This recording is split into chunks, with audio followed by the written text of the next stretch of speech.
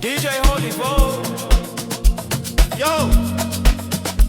You're locked into Point 5 Creative Studios, where Africa's stories aren't just told, they're produced. News, politics, entertainment films that move the continent. We bring the truth, the fire, the creativity. Your world, powered by African storytelling. Point 5 Creative Studios. Point 5 Creative Studios. Point 5 Creative Studios. Point 5 Creative Studios. Point 5 Creative Studios. The idiosyncratic, the gaffer passion, the Java right here. Komana nenga achingwete ngemvura iri kuyerera so akatswabura chena mugore rekungangurwa amwe achinzi ngangu. The idiosyncratic is a simple message. Ndakaona mukomana ati chwabu chwabu ada kudzoka. No, there are 4 reasons why Chamisa will not make it into the position he always aimed to have. Number 1, mukomana is an opportunist. Anotaimira kuti election rakusvika otsvaga mukana wekurowa vanhu vekunzoko mari ashandisa politics. Anotrenda politics as a currency. Pane problem ipapo because haungangoshaika wadyiwa ka ozongodzoka nawo kuti ndivhotere udongotsvaka mavoters kushandisa vanhu. Dai uri true leader uri kwakaenda ku gold mining wakanoempower magweja, dawakanoempower mavhenda, dawakaendawo kumawindi. Zvinoita president Mnangagwa kuti even election rapera vachiri kuendesa zvibage kumamisha, hupfu, zvikafu, vachiri kuempower mayouth, vari kuvhura opportunities ekuti vanhu vawane mabasa, vari kubatsira magweja, vari kubatsira mawindi. He never stopped his hand of love. Ndo zvinorakidza a true leader. Number 2, pari kubaizika mukomana yoyo. He can't be a leader weZimbabwe because ukatarisa vanhu vari kuleader, tarisa vari padhuze, usati wenda kure, mabodyguards. Suit yebodyguard rinenge rakarohwa raChamisa.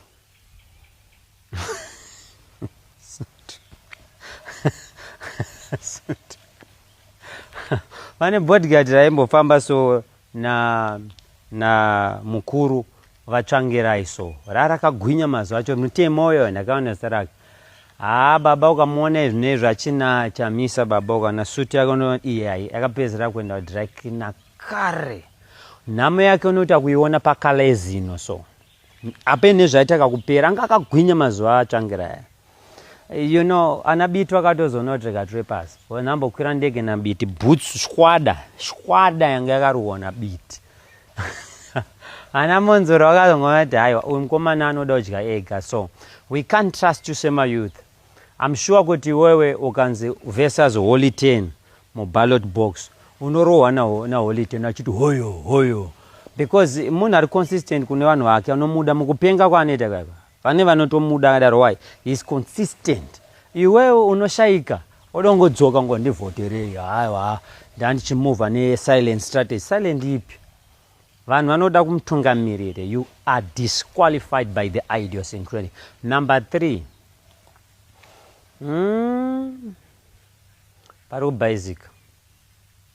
pari kubaizika.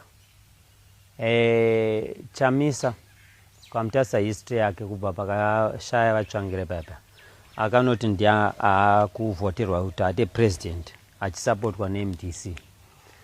Mukana wake paakautadza kutonga adyiwa ka2 pakuda kupindwa mumwe akaramba ndobva abuda akanoti ndakutanga yangu.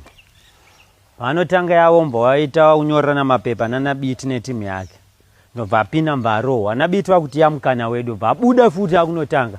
Iwe nyika is not in safe hands. Murume uyu anopedzisira kuti nguva yemaelection achada kubva pachigaro. Tunoita yaya yekutonga 25 years yanga yakuitika kuZimbabwe. Ukaona uchiramba kusira vamwe mupati kokuzoti manakira anoita utungamiriri wenyika uri mustate wazimama uchirwa nemepo. So we can't. Pari kubaizika. But pari kunyanyondishungurudza timu yako aigute. Wamona timu yaMnangagwa Matama. fitness inenge inayo chiwenga wewe unasonoti apa pane murume apa wamboonere vamohard kamurebero kawo kaka unasoona kuti hai timu yakakwana kugwinya kwaita mai opa mchingura unoona kuti timu ika awari ngati mumire timu ande kuma youth emusangano ona ganda rangu aona bonbon ona wachi yacho chikombeya kana hope chunkonyoyo jini raanenge apfeka nechisheti chemabhoksi ona orati chedu ichi wiki ino chakafuta chine majeta acho chine mazimota chichishaina nana Scott vava chasavakwa ana Simba Chikanza wamona batch nerakarowa na Simba Chikanza pa UK apa chiti MDC chamisa azvibude. Lastly, number 4 reason yekuti tivotere chamisa mukomana achiri mudiki ndoezera rangu zvibude kuti isusu wakadzi wedu wazitanga kuti one vanhu vezera renyu vamapresident muri kuite neupenyu vai serious neupenyu utungamiri unoda vanhu vamature paage vanhu vakuma70 zvichikwira vanoita kuti vanhu havane experience havachaita zvimwe zvekungangura zvekungwabura zvekungwangwaya vanhu ava vabatanidza life havachatsvaga mari nepolitics vakaita mari kudhaya havachatsvaga mbiri nepolitics vanhu vamature. Saka with these small talks I'm telling you Zimbabweans chamisa is a waste of time. Pakaitwa umwe leader tinomuongororawo but watakapiwa naMwari zvisina kana godo neshanje aiwa vamunangagwa huchi vanotapira kuti tswibidi zvekutoti pavakaiswa naMwari papa dai vararama nekusingaperi totowati ancestor vari mupenyu. The idiosyncrasy moona mota yanga yatengerwa comic pastor na vamunangagwa mufana comic pastor abva atadzowo kubhadhara chikwereti changu ndakanoiti nywamu but remember vamunangagwa kuempire vapfana vamunangagwa kuempire ivanhu vaempire vakawanda mani nyika yedu kudadisa. The idiosyncratic signing out.